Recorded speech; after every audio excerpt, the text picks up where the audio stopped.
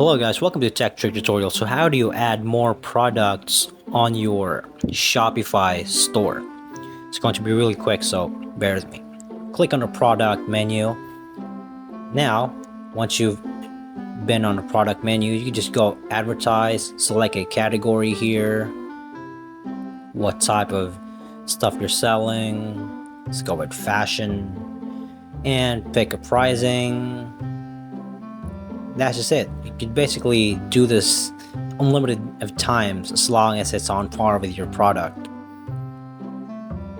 You compare price, we have product type, so to say, and after you're done with that, you just go ahead and click save, and then that'll be the finished product at the end of it. That's how quick and simple and easy it is, basically. So you could do this a lot of times. If that's what you're asking, if that's what you guys are looking for, how to add more products, you can just add more and more if you want to. So that's just it. Thank you so much for watching Tech Trick Tutorials, and you guys have a nice day.